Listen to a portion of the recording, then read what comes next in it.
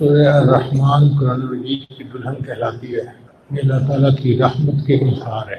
اس سے پہلے والی صورت ہے سورہ القمر، وہ اللہ تعالیٰ کی ہیبت کا اظہار ہے، اور ہیبت اور جلال کا تذکرہ ہے کہ اس میں چاند کو دو ٹکڑے کرنے والا معجزہ بتایا جاتا ہے کہ اللہ تعالیٰ وہ ذات ہے جس نے اپنے محبوب صلی اللہ علیہ وسلم کو وہ مقام دیا کہ انگلی کے اشارے سے چاند کو دو ٹکڑے کر دیا گیا۔ تو سورہ قمر میں چاند کو دو ٹکڑے کرنے کا معجزہ بیان ہوا، اس کا تعلق اللہ کی عظمت اور جبروت کے ساتھ ہے، اور اس صورت کا تعلق رحمت اور رحمت کے ساتھ ہے۔ اس میں اللہ تعالیٰ نے قرآن مجید کو عطا کرنے کا معجزہ بیان کیا گیا، جو اس سے بھی بڑا معجزہ ہے کہ اللہ تعالیٰ نے اپنا کلام عطا فرمایا۔ اس لیے اس صورت کو اللہ تعالیٰ نے اپنے صفاتی نام سے شروع کیا، الرحمن، جیسے بندے کے نام کے ساتھ اس کا صفاتی نام مشہور ہو جاتا ہے۔ یوسف ایھا صدیق، اللہ بھی فرماتے ہیں یوسف آپ صدیق تھے۔ اسی طرح عمر فاروق، عثمان غنی۔ اللہ الرحمن، رحمان اللہ تعالیٰ کی ایک صفت ہے جو رحمت سے ہے۔ اللہ تعالیٰ کی رحمت دو طرح کی ہے، ایک رحمت سابقہ اور ایک رحمت لاحقہ۔ رحمت سابقہ کا تقاضا ہے کہ اللہ نے مخلوق کو پیدا فرمایا اپنی قدرت سے، اور رحمت لاحقہ کا تقاضا ہے کہ اس کے بعد ان کو زندگی گزارنے کے لیے نعمتیں بھی عطا فرمائیں۔ دو صفتیں ہوتی ہیں، ایک تو یہ کہ کسی کے پاس مال بہت زیادہ ہو، یہ الگ صفت ہے، اور دوسری صفت یہ کہ اس کے پاس سخاوت بھی بہت زیادہ ہو۔ اگر ایک بندے کے پاس مال تو بہت زیادہ اور سخاوت نہ ہو تو کیا فائدہ؟ یہ ایک بندہ سخی تو بہت ہے، پلے کچھ نہیں، تو اس کا کیا فائدہ؟ مزہ تبھی ہے کہ جب سخاوت کی صفت بھی ہے اور اس کے پاس مال بھی بے انتہا ہے۔ اللہ تعالیٰ کے دو نام ہیں، ایک رحمان اور ایک رحیم۔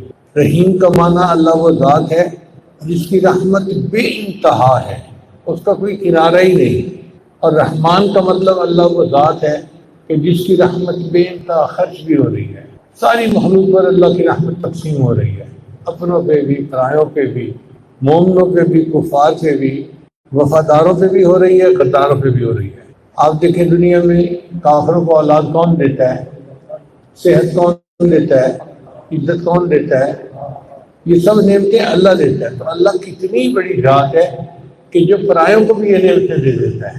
اللہ کی رحمت کا تقاضا یہ تھا کہ اللہ نے سب سے بڑی نعمت جو انسان کو عطا فرمائی وہ تھی کہ اس کو علم القرآن، قرآن کی تعلیم عطا کی۔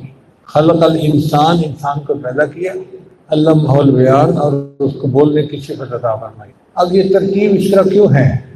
ایک ہے ترتیب مرتبی کہ علم القرآن کا مخاطب تھے نبی علیہ السلام، ان کو اللہ نے قرآن دیا، اور خلق الانسان سے مراد تھے آدم علیہ السلام، اور علمہ البیان سے مراد پوری مخلوق تھی۔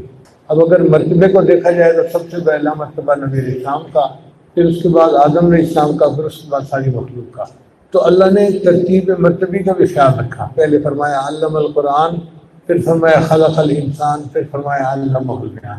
اور اگر ترتیب طبعی دیکھیں نعمتوں کی تو اللہ تعالیٰ کی تمام نعمتوں میں سب سے بڑی نعمت جو ملی وہ ہے قرآن، پھر اس کے بعد جو نعمت ملی وہ ہے ہمیں زندگی ملی انسان، اور اس کے بعد جو نعمت ملی وہ یہ کہ اللہ نے ہمیں بیان کی صلاحیت عطا فرمائی۔ جانوروں میں کوئی بول نہیں سکتا، مختصر آوازیں نکال کے ایک دوسرے کے ساتھ اشارے میں باتیں کرتے ہیں، لیکن انسان کو اللہ نے معافی ضمیر بیان کرنے کی توفیق عطا فرمائی۔ الفاظ بولتا ہے، بات کرتا ہے، اپنے جذبات کا اظہار کر سکتا ہے، غم کا، غصے کا، خوشی کا، جو بھی ہو انسان اپنے آپ کو ایکسپریس کر سکتا ہے۔ پھر دیکھیں اللہ تعالیٰ نے انسان کو آواز کی نعمت عطا فرمائی۔ یہ عجیب چیز ہے، گلا ایک جیسا ہوتا ہے سب کا، لیکن دنیا کے جتنے انسان ہیں ہر انسان کی آواز دوسرے سے مختلف ہے۔ جیسے ہر انسان کے انگوٹھے کے پرنٹ دوسرے سے مختلف ہیں، ہر انسان کی آواز بھی دوسرے سے مختلف ہے۔ اللہ وہ ذات ہے، اتنی چھوٹی سی گلے کی جگہ ہے اور اس میں اس نے اتنی آوازیں نکال دی، جن کو اللہ نے یہ نعمت دی ان کو دیکھ کے حیرانی ہوتی ہے۔ چنانچہ جیسے حسن میں حضرت یوسف علیہ السلام سب سے امتیازی شان رکھتے تھے، ایسے آواز میں داؤد علیہ السلام سب سے امتیازی شان رکھتے تھے، اس لیے لہر داؤدی مشہور ہے۔ جیسے پرندوں میں کہتے ہیں نا کوئل کی آواز بہت سریلی ہوتی ہے، ایسے داؤد علیہ السلام کی آواز بہت سریلی تھی۔ جب وہ زبور پڑھتے تھے تو پرندے ان کے کندھوں پہ آ کے بیٹھ جاتے تھے۔ پھر اللہ تعالیٰ نے اس کے بعد آسمان کا تذکرہ کیا، والسماء رفعها ووضع الميزان الشمس والقمر بحسبان، کہ چاند اور سورج ایک اندازے کے مطابق چلتے ہیں، وہ اپنے چلنے میں خود مختار نہیں ہے کہ چاہے تو چلیں چاہے تو نہ چلیں، یا جس کی رفتاری کے ساتھ چلیں یا آہستہ چلیں، نہیں، اللہ نے جو ان کی رفتار متعین کر دی وہ اسی کے اوپر چل رہے ہیں۔ آپ دیکھیں کہ ہمارے دن کی نمازوں کا تعلق سورج کے ساتھ ہے، سورج طلوع ہونے سے پہلے فجر پڑھ لو، جب سورج زوال ہونے لگے تو ظہر پڑھ لو، جب سایہ تو مثل ہو جائے تو عصر کی نماز پڑھ لو، پھر جب سورج غروب ہو جائے تو مغرب پڑھ لو، کہ جب اتنا زیادہ ٹائم ہو جائے غروب ہوئے کہ ستارے چھٹکنے لگے تو اس وقت عشاء کی نماز پڑھ لو۔ اس کا مطلب یہ کہ نماز کے لیے بندے کو کسی گھڑی کی ضرورت نہیں ہے، ایک نظر اٹھا کے آسمان پہ سورج کو دیکھے اور اس کو نماز کا وقت کا پتہ چل جاتا ہے، چاہے وہ شہر میں ہے، چاہے وہ سمندر میں ہے، چاہے وہ جنگل میں ہے، جس جگہ پر موجود ہے وہ نماز کا وقت معلوم کر سکتا ہے۔ پھر جو چاند ہے اس کے ساتھ ہمارے مہینوں کا تعلق ہے، مثلاً ذی الحجہ کا مہینہ شروع ہوتا ہے سورج چاند کو دیکھ کے، پھر اس کے بعد محرم کا مہینہ آتا ہے، پھر ایک وقت آتا ہے کہ ربیع الاول کا مہینہ آتا ہے، پھر ایک وقت آتا ہے کہ رجب شعبان رمضان کے مہینے آتے ہیں۔ ان مہینوں میں تقریبات ہوتی ہیں، عید الفطر ہوتی ہے، عید الاضحیٰ ہوتی ہے، تو ہماری ان تقریبات کو تعلق چاند کے ساتھ ہے۔ نبی صاحب نے ارشاد فرمایا صوموا لرؤیتہ وافطروا لرؤیتہ، جب تم چاند کو دیکھو تو روزہ رکھ لو اور جب چاند کو دیکھو تو افطار کر لو۔ اس لیے ہم مسلمان چاند کو دیکھتے ہیں تو رمضان شریف کا اعلان ہو جاتا ہے، پھر چاند کو دیکھتے ہیں تو اعلان ہو جاتا ہے جی کہ کل عید ہے۔ ہمارا تعلق مون سائٹنگ کے ساتھ ہے، اس کا اہتمام کیا جاتا ہے، بلکہ ہلال کی کمیٹیاں بھی بنی ہوئی ہیں۔ والنجم والشجر یسجدان، اور جھاڑیاں اور درخت اللہ کو سجدہ کرتے ہیں۔ نجم ستارے کو بھی کہتے ہیں، اور عربی میں نجم بیلدار جو درخت ہوتا ہے نا جس کا تنا نہیں ہوتا اس کو بھی کہتے ہیں، یعنی بے تنے کے درخت اور تنے والے درخت سب اللہ کو سجدہ کرتے ہیں۔ والسماء رفعها ووضع الميزان، اللہ نے آسمان کو بلند کیا اور اللہ نے میزان کو قائم کیا۔ میزان کہتے ہیں ترازو کو، اور ایک میزان یہ بھی ہے کہ اللہ نے زمین کو اور ہر چیز کو بیلنس کر دیا۔ آپ دیکھیں کوئی سیارہ یا ستارہ بندھا ہوا تو نہیں ہے، جیسے ٹینٹ کو باندھ دیتے ہیں نا رسیوں کے ساتھ، اللہ نے کسی چیز کو باندھا ہوا نہیں ہے، ان کی رفتار ایسے بنا دی، ان کی حرکت ایسی بنا دی کہ وہ اب کی کشش شکل کے ساتھ خود بخود ایک جگہ کے اوپر بیلنس ہیں اور اسی کے اوپر چل رہے ہیں۔ تو یہ اللہ کی نعمت ہے نا۔ پھر اللہ فرماتے ہیں والارض وضعها للانام، اللہ نے اپنی مخلوق کے لیے زمین کو بنایا۔ اب یہ زمین کا بننا بھی اللہ کی عجیب قدرت ہے۔ جیسے آج زمین ہمیں نظر آ رہی ہے، شروع سے یہ ایسی نہیں تھی۔ جب تخلیق کا آغاز ہوا تو جیسے آگ کا انگارہ ہوتا ہے نا، زمین اس طرح آگ کے انگارے کی طرح گرم سخت تھی، 1200 ڈگری سینٹی گریڈ اس کا ٹیمپریچر تھا، اور CO2 گیس اس کے اوپر چھائی ہوئی تھی۔ پھر آہستہ آہستہ اس کا ٹیمپریچر کم ہوتا گیا، پھر اس کے اوپر میٹرائٹ کی بارش ہوئی۔ میٹرائٹ کہتے ہیں جو شہاب ثاقب آتے ہیں باہر سے، اس کی وجہ سے جیسے کسی چیز پر کچھ لگے تو گڑھا بن جاتا ہے، تو زمین کے اوپر سمندر بن گئے۔ پھر ایک وقت آیا کہ سمندر کے اندر زندگی کا آغاز ہوا، یک خلیہ جاندار آئے، بیکٹیریا آئے، اور اس بیکٹیریا کی چٹانیں اب بھی سورج کی تہہ کے اندر ملتی ہیں۔ اسی سے سائنسدانوں کو پتہ چلتا ہے کہ زمین کتنے ملین سال پہلے بنائی گئی۔ پھر ایک وقت آیا کہ سائبیریا میں آگ کی خشاں پھٹا اور اتنی آگ برسی کہ خشکی کے اوپر 70% جاندار مر گئے، خشکی کے اوپر 70% جاندار مر گئے، اور سمندر کے اندر 90% جاندار مر گئے۔ کتنی آگ ہوگی پوری دنیا کے اوپر۔ اور اس وقت پھر سلفورک ایسڈ کی بارش ہوئی۔ آج تو پانی کی بارش ہوتی ہے نا، اس وقت جو بارش ہوئی وہ سلفورک ایسڈ کی تھی، اور پھر سمندر کی تہہ سے میتھین گیس نکلی۔ تو زمین کا عجیب و غریب معاملہ تھا، اس وقت رہنے کے قابل نہیں تھی، مگر اللہ تعالیٰ نے اس کو اتنا ٹھنڈا کیا، اب اس کا ٹیمپریچر 40 ڈگری سینٹی گریڈ ہے، اور یہ انسان کے رہنے کے لیے بہت موزوں ہے۔ 3 چیزیں ہیں جس کی وجہ سے زمین کے اوپر زندگی کے آثار ہیں۔ پہلا، پانی بہت ہے، دوسرا آکسیجن بہت ہے، اور تیسرا اس کا ٹیمپریچر رہنے کے لیے موزوں ہے۔ ان تین وجوہات سے زمین کے اوپر زندگی موجود ہے، اور جتنا انبیاء کا سلسلہ اللہ نے بھیجا وہ سب زمین پر آئے، کسی دوسرے سیارے پر نہیں آئے۔ اگر کسی اور سیارے پر کوئی انسان ہوتے تو اللہ کے حبیب صلی اللہ علیہ وسلم کی شریعت وہاں پر بھی لاگو ہوتی۔ تو فرمایا والارض وضعها للانام فیہا فاکہۃ والنخل ذات الاکمام۔ اب دیکھیں پھل ہیں ہمارے پاس، اور غراف والے پھل ہیں، کیلے کا پھل چھلکا کرتے ہیں تو کھاتے ہیں، کنو کا چھلکا کرتے ہیں، آم کا چھلکا کرتے ہیں، اور بادام، اخروٹ، پستہ ان کے چھلکے کرتے ہیں تب ہم کھاتے ہیں۔ اور پھر اللہ نے انسان کے لیے دانے بنائے، ہاں گندم، چاول، مکئی، ان سب کے دانے انسانوں کے لیے ہوتے ہیں، اور اس کا بھوسا جو ہے وہ جانوروں کے لیے ہوتا ہے۔ یہ بھی اللہ کی نعمت ہے۔ آج دنیا میں گندم ملنی بند ہو جائے تو کیا حال ہوگا، چاول ملنے بند ہو جائے تو کیا بنے گا، ہم تو بھوکے مر جائیں گے۔ گندم چاول کے بغیر لگتا ہے جیسے زندگی گزر ہی نہیں سکتی، حالانکہ کھانے کی ہزاروں چیزیں موجود ہیں، مگر ہماری زندگی کی ترتیب بن گئی ہے۔ کچھ ملکوں میں روٹی زیادہ کھائی جاتی ہے اور کچھ ملکوں میں چاول زیادہ کھائے جاتے ہیں، بنیادی غذا یہ بن گئی ہے۔ تو یہ اللہ کی نعمتیں ہیں۔ اسی اللہ فرماتے ہیں فَبِأَيِّ آلَاءِ رَبِّكُمَا تُكَذِّبَانِ، تم اپنے رب کی کون کون سی نعمتوں کو جھٹلاؤ گے۔ سچی بات ہے کہ ہم اللہ تعالیٰ کی کسی نعمت کو نہیں جھٹا سکتے۔ لا بِأَيِّ شَيْءٍ مِّن نِعْمَتِكَ نُكَذِّبُ رَبَّنَا فَلَكَ الْحَمْدُ۔ اللہ آپ کی تعریفیں ہیں، ہم آپ کی کسی نعمت کا انکار کر ہی نہیں سکتے، بلکہ ہم تو سر سے لے کے پاؤں تک آپ کی نعمتوں میں ڈوبے ہوئے ہیں۔ محترم جماعت، ہم غور کریں اللہ کی کتنی نعمتیں ہیں، سبحان اللہ۔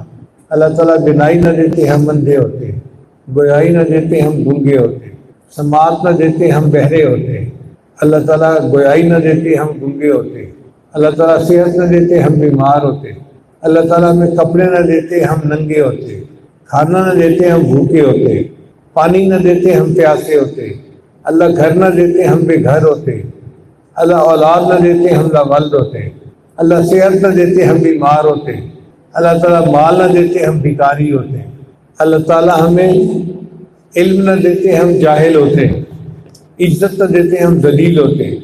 آج ہم جو دنیا میں عزتوں بھری زندگی گزارتے پھر رہے ہیں، یہ اللہ ہی کا تو کرم اور احسان ہے۔ آپ کی رحمتوں پہ اللہ قربان جائیں، آپ نے ہمیں کتنی نعمتوں سے نوازا ہے۔ چنانچہ اللہ تعالیٰ نے سورت میں بار بار یہ کلمہ دہرایا فَبِأَيِّ آلَاءِ رَبِّكُمَا تُكَذِّبَانِ، اے جنوں اور انسانوں کی جماعت، تم اپنے رب کی کون کون سی نعمتوں کو جھٹلاؤ گے۔ پھر آج کا مضمون ہے خلق الانسان من صلصال۔ اللہ تعالیٰ نے پیدا کیا انسان کو بجنے والی مٹی سے، کالفخار جیسے ٹھیکری، وخلق الجان، اور جنات کو اللہ نے پیدا کیا من مارج من نار، آگ کے شعلے سے۔ تو پتہ چلا کہ انسان خاکی ہے اور جن جو ہے وہ ناری ہیں۔ فَبِأَيِّ آلَاءِ رَبِّكُمَا تُكَذِّبَانِ، اے جن اور انسانوں تم اپنے رب کی کون کون سی نعمت کو جھٹلاؤ گے۔ پھر فرمایا رب المشرقین و رب المغربین، دونوں مشرقوں کا اور دونوں مغربوں کا رب اللہ ہے۔ عام طور پر لوگ سمجھتے ہیں کہ ایک مشرق ہے اور ایک مغرب ہے، لیکن اگر غور کریں تو سورج سردیوں میں اور جگہ سے طلوع ہوتا ہے، گرمیوں میں دوسری جگہ سے طلوع ہوتا ہے۔ دو مشرق ہوئے، ریلت الصیف اور ریلت الشتاء، گرمیوں کا اور حساب ہے، سردیوں کا اور حساب ہے۔ اس لیے اللہ تعالیٰ نے رب المشرقین و رب المغربین، دو مشرقیں اور دو مغربوں کا لفظ لیا۔ اور ایک جگہ پر اللہ نے فرمایا رب المشارق والمغارب، تمام مشرقوں اور مغربوں کا رب اللہ ہے۔ چنانچہ سائنسدانوں نے کہا ہے کہ زمین چونکہ اپنی ایکسس پر 23 ڈگری جھکی ہوئی ہے تو یہ سورج کے گرد چکر لگاتی ہے۔ اب چونکہ سورج کے گرد چکر لگاتی ہے تو ہر دن سورج ایک نئی جگہ سے طلوع ہوتا ہے، تو اس طرح گویا یوں سمجھے کہ 365 مشرقیں ہوئیں اور 365 مغرب ہوئے۔ اس لیے اللہ تعالیٰ نے مشارق اور مغارب کا لفظ استعمال کیا۔ لیکن نمایاں طور پر چونکہ دو پوزیشنیں ہیں، ایک سردی کی اور ایک گرمی کی، تو رب المشرقین اور رب المغربین کا لفظ زیادہ سمجھ میں آنے والا ہے۔ صرف 2 دن ایسے ہوتے ہیں سال میں، ایک 20 مارچ اور ایک 22 سپتمبر، کہ جب سورج ایک ہی جگہ سے نکلتا ہے، اس لیے کہ اس وقت ایکویٹر کے اوپر سورج ہوتا ہے. ایکویٹر ایک لائن ہے جو دنیا میں لگائی گئی ہے، جو پوری دنیا کو دو حصوں میں تقسیم کرتی ہے، اس کو ایکویٹر کہتے ہیں. الحمدللہ کہ مجھے اللہ نے دین کے سفر کرنے کے دوران ایکویٹر پہ جانے کی بھی توفیق عطا فرمائی. ہم جب کئی دفعہ وہاں سے گزرتے تھے تو اس لائن کے اوپر کھڑے ہو کر میں ضرور اپنے دوستوں کو تھوڑی نصیحت کرتا تھا. ہم لوگ دعا مانگتے تھے اور میں دعا کرتا تھا کہ یا اللہ، آپ نے اپنے دین کی خاطر مجھے دنیا کے کنارے پر بھی پہنچایا اور آج آپ نے دنیا کے وسط میں بھی مجھے پہنچایا ہے. تو میں آپ سے دعا کرتا ہوں کہ آپ اپنے ہمارے بزرگوں کا جو نور نسبت ہے اس کو پھیلانے کے لیے ہماری نسلوں کو بھی قبول کر لیجیے، اور اللہ آپ مہربانی فرما کے ہمارے ادارے کو بھی قبول کر لیجیے. پھر آگے فرمایا مرج البحرین یلتقیان، اللہ نے چلائے دو دریا جو مل کر چلتے ہیں. بینہما برزخ لا یبغیان، ان دونوں کے درمیان آڑ ہے اور وہ ایک دوسرے کے اوپر زیادتی نہیں کرتے. یہ بھی اللہ تعالیٰ کی نشانیوں میں سے ہے کہ کئی جگہوں پہ ایک دریا میٹھے پانی کا، ایک دریا کھاری پانی کا، حالانکہ دونوں مائع ہیں، سیال ہیں، لیکن جب وہ اکٹھے ہوتے ہیں تو ایک دوسرے کے ساتھ گھل مل نہیں جاتے. دور تک پانی چلتا ہے، یہ پانی الگ رہتا ہے، وہ پانی الگ رہتا ہے. اللہ نے ان کے درمیان ایک آڑ بنا دی ہے جو ان کو ملنے نہیں دیتی. چنانچہ تھانوی رحمۃ اللہ نے لکھا ہے کہ چاٹگام سے ارکان تک دو ندیاں ہیں، وہ اکٹھی چلتی ہیں. اور اگر آپ سوات کی طرف جائیں تو آپ کو کئی جگہوں پر دو دریا ملتے ہوئے نظر آئیں گے، اور دیکھنے سے دونوں کا پانی الگ الگ چل رہا ہوتا ہے، حالانکہ وہ دونوں ایک ہی دریا میں ہوتے ہیں، مگر ایسے لگتا ہے کہ ان دونوں میں سے الگ الگ کسی نے ان کو رکھا ہوا ہے. یہ اللہ کی قدرت ہے، اللہ ان کو گھلنے ملنے نہیں دیتے آپس میں. میں نے دو سمندروں کے اکٹھا ہونے کی ایک جگہ دیکھی جہاں پر بحیرہ ہند اور بحیرہ اقیانوس اکٹھے ہوتے ہیں. کیپ ٹاؤن ایک جگہ ہے ساؤتھ افریقہ میں، وہاں پر اب جو بحیرہ اقیانوس کا پانی ہے وہ برف کی طرح ٹھنڈا ہوتا ہے، ہاتھ آپ اندر نہیں ڈال سکتے، اتنا ٹھنڈا ہوتا ہے. اور بحیرہ ہند کا پانی گرم ہوتا ہے.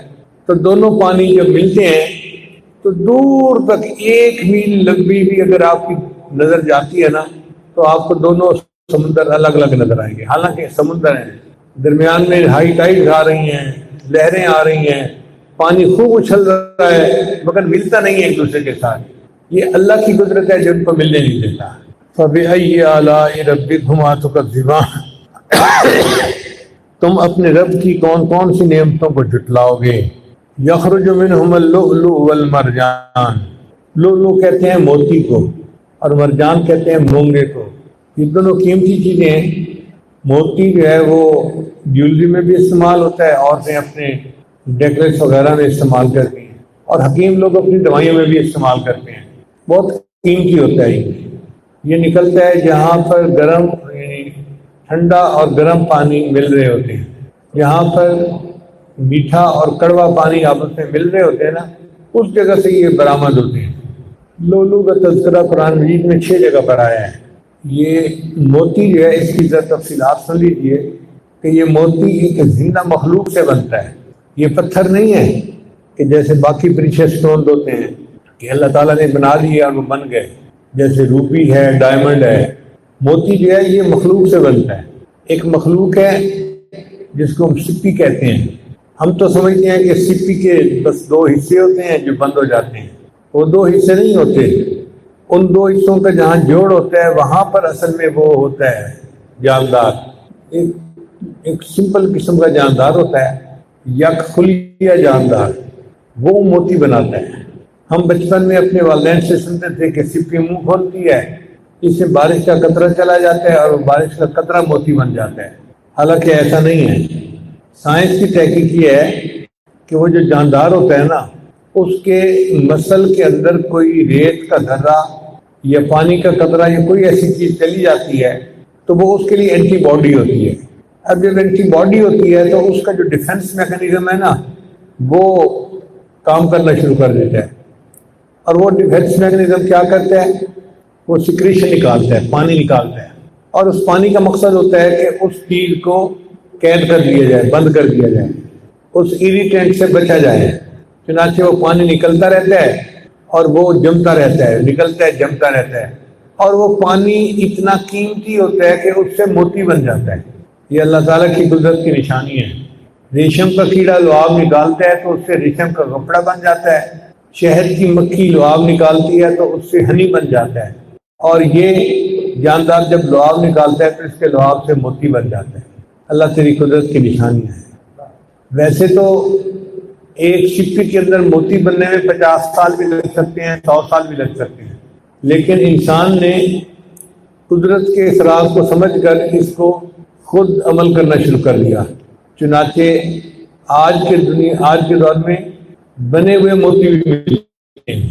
چنانچہ یہ ایک کاروبار ہے، لوگوں نے گھروں کے اندر پانی کا ایک تالاب بنایا ہوا ہے، اس کے اندر وہ سپیاں چھوڑ دیتے ہیں، اور سپی کے اندر جو اریٹنٹ ہے نا وہ خود ڈالتے ہیں، جس کو مدر آف موتی جس کو کہتے ہیں وہ خود ڈالتے ہیں۔ کتنی عجیب بات ہے۔ اور وہ کوئی چھوٹا سا ٹکڑا ہوتا ہے ریت کا یا سپی کا ٹکڑا اپنا، وہ اس کے اندر ڈال کے اس کو بند کر کے ڈال دیتے ہیں، پھر 3 سال کے اندر اس کے اندر موتی بن جاتا ہے۔ موتی کتنے قیمتی ہیں؟ جو دنیا کا سب سے زیادہ قیمتی موتی ہے اس کی قیمت $100 ملین ہے۔ بندہ سن کے حیران ہو جاتا ہے، $100 ملین ہونا تو بندہ پورا شہر خرید لے، اتنے پیسے ہوتے ہیں، اور وہ ایک چھوٹا سا موتی $100 ملین کا بکتا ہے، اتنا قیمتی ہوتا ہے۔ چنانچہ 3 قسم کے موتی ہوتے ہیں، ایک کو نیچرل کہتے ہیں، دوسرے کو کلچرڈ کہتے ہیں، اور تیسرے کو امیٹیشن کہتے ہیں۔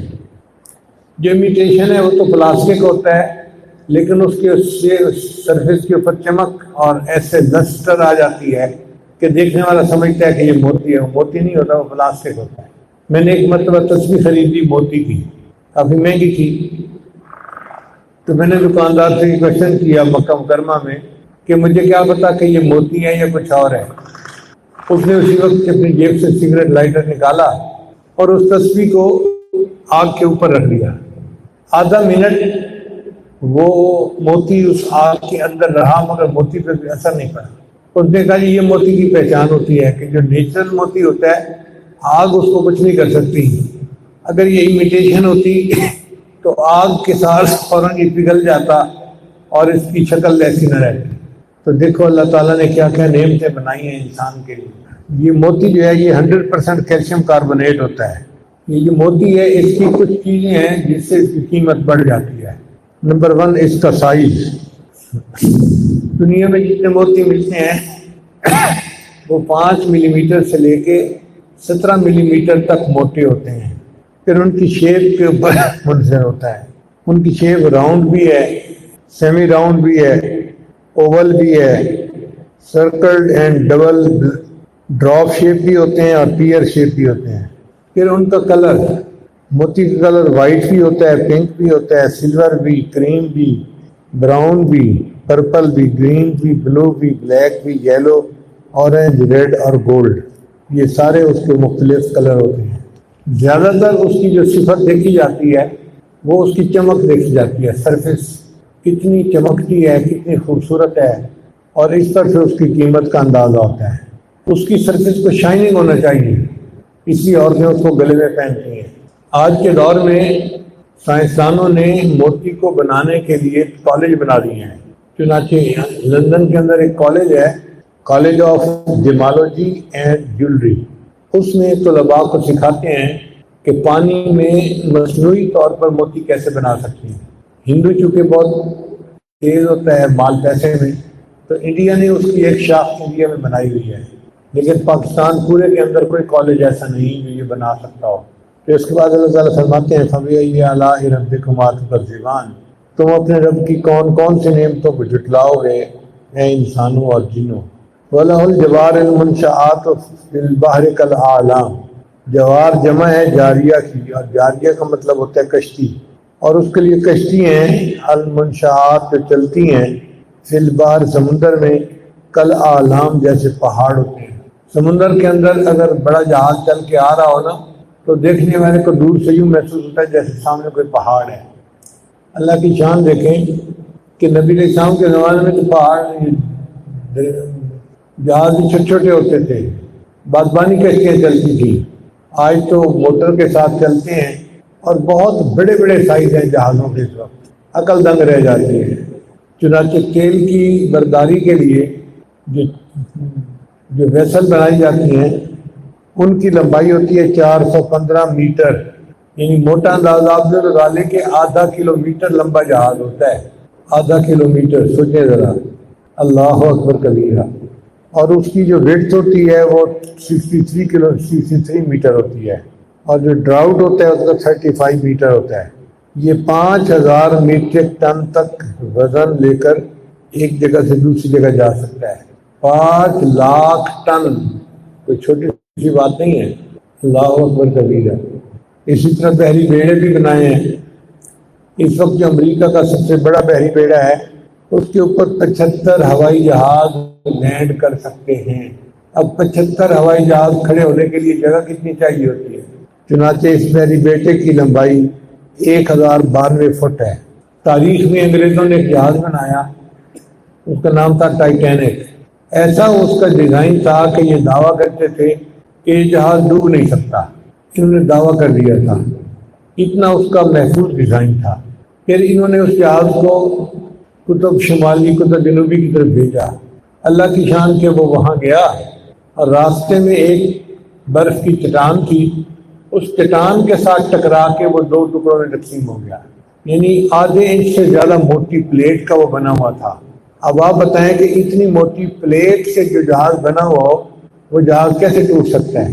اللہ نے ان کے تکبر کو توڑ کے رکھ دیا تھا۔ تم کہتے ہو کہ یہ کبھی غرق نہیں ہو سکتا، میں تمہیں غرق کر کے دکھاتا ہوں۔ اچھا وہ جہاز ڈوبا کیسے؟ ذرا یہ راز بھی سمجھ لیجیے کہ جہاز کو اپنے محفوظ ہونے کے لیے انجن کا چلنا ضروری ہے۔ انجن کا چلنا کیوں ضروری ہے؟ کہ لہریں آ رہی ہوتی ہیں اوپر نیچے اوپر نیچے، تو جب لہریں آ رہی ہوتی ہیں تو کیپٹن جہاز کو بالکل اس کے سیدھا رکھتا ہے۔ اگر یوں لہریں آ رہی ہیں اور جہاز بالکل سیدھا ہے تو سیدھا جہاز اونچا نیچا ہوتا رہتا ہے، ڈوبتا نہیں ہے۔ چاہے جتنی مرضی اونچی لہریں ہوں، 20 فٹ 25 فٹ تک بھی ہوں، تو یہ اوپر جائے گا پھر نیچے آئے گا، ایسے ایسے ہوتا رہے گا مگر ڈوبے گا نہیں۔ لیکن جب اس کا انجن بند ہو جائے تو پھر جہاز کی آپ ایک ڈائریکشن رکھ نہیں سکتے، تو جہاز یوں ہو جاتا ہے۔ اب جیسے یہ یوں ہوا اور ادھر سے لہر آئی تو لہر اس کو آرام سے یوں ڈبو دیتی ہے۔ تو وہ جو ان کا جہاز ڈوبا تھا اس کی بھی بنیادی وجہ یہی بنی تھی کہ ان کا انجن بند ہو گیا تھا، اور جہاز کے کمرے میں کنٹرول روم میں اس کا کپتان کھڑا تھا اور وہ دیکھ رہا تھا کہ پانی بھرنا شروع ہو گیا ہے اور جہاز ڈوب جائے گا، مگر اس نے کہا نہیں، میں اس وقت بچنا پسند نہیں کرتا، مرنا پسند کرتا ہوں۔ چنانچہ جو بنانے والا تھا وہ بھی اس جہاز کے ساتھ ہی ڈوب کے مر گیا۔ اللہ نے مخلوق کے تکبر کو توڑ کے دکھا دیا۔ تو وہ کہتے ہو کہ ہمارے بنائے ہوئے جہاز کو کوئی ڈبو نہیں سکتا، پتھر کا ٹکڑا تمہارے جہاز کو ڈبو دے گا۔ نہیں، برف کا ٹکڑا، پتھر نہیں، پانی کا ٹکڑا۔ برف پانی کی بنی ہوتی ہے لیکن وہ پانی کی چٹان جہاز سے ٹکرائی اور لوہے کے جہاز کو اسے ڈبو کے رکھ دیا۔ تو یہ اللہ تعالیٰ کی نشانی ہے کہ اتنے بڑے بڑے جہاز سمندر میں چلتے ہیں اور اس سے انسان اپنا فائدہ اٹھاتا ہے۔ آخر پر پھر اللہ فرماتے ہیں فَبِأَيِّ آلَاءِ رَبِّكُمَا تُكَذِّبَانِ، اے انسانوں اور جنوں کی جماعت، تم اپنے رب کی کون کون سی نعمتوں کو جھٹلاؤ گے؟ جواب میں ہم کہتے ہیں لا بِأَيِّ شَيْءٍ مِّن نِّعْمَتِكَ رَبَّنَا نُكَذِّبُ فَلَكَ الْحَمْدُ۔ اللہ ہم آپ کی کسی نعمت کی جھٹلا نہیں سکتے، ہم تو آپ کی تعریف کرتے ہیں کہ آپ نے ہمیں نعمتوں سے پالا ہے، آپ بہت بڑے مہربان ہیں، کریم ہیں، اور ہم تو آپ کی شان کے مطابق آپ کی تعریف کر ہی نہیں سکتے۔ وآخر دعوانا ان الحمد للہ رب العالمین۔ توبہ کے کلمات پہلے پڑھ لیجئے۔ بسم اللہ الرحمن الرحیم، لا الہ الا اللہ محمد الرسول اللہ، آمنت باللہ وملائکتہ وکتبہ ورسلہ والیوم الآخر والقدر خیرہ وشرہ من اللہ تعالی والبعث بعد الموت، آمنت باللہ کما ہوا باسمائہ و صفاتہ وقبلت جمیع احکامہ اقرار باللسان و تصدیق بالقلب اشہد ان لا الہ الا اللہ و اشہد ان محمدا عبدہ و رسولہ استغفر اللہ ربی من کل ذنب و اتوب الیہ برحمتک یا ارحم الراحمین۔ ان کلمات کو پڑھنے سے ہم تو بتائے ہو چکے ہیں، چند معمولات ہیں جن کو باقاعدگی سے کریں گے تو اللہ تعالیٰ دل کو منور کریں گے۔ پہلا عمل ہے 100 مرتبہ استغفار صبح شام پڑھنا، دوسرا ہے 100 مرتبہ درود شریف پڑھنا، تیسرا ہے قرآن کی تلاوت روزانہ کرنا، چوتھا ہے چلتے پھرتے ہر وقت دل میں اللہ کو یاد کرنا، اور پانچواں ہے صبح اور شام 15-20 منٹ کے لیے مراقبہ کرنا۔ مراقبے کا طریقہ بہت آسان ہے، جب آپ نماز پڑھ کے فارغ ہو تو اللہ سے لا لگا کے بیٹھ جایا کریں، اللہ کی رحمت آ رہی ہے، دل میں سما رہی ہے، دل کی ظلمت اور سیاہی دور ہو رہی ہے، اب میرا دل اللہ اللہ اللہ بول رہا ہے۔ انشاءاللہ 10-15 منٹ کی مشق کرتے رہیں گے، اس سے آپ کے دل میں اللہ کی محبت پیدا ہوگی اور آپ اس کی حرارت کو خود محسوس کریں گے۔ اللہ تعالیٰ سب کو اپنے مقبول بندوں میں شامل فرمائے۔ کچھ دیر کے لیے مراقبہ کر لیجیے، پھر دعا کرتے ہیں۔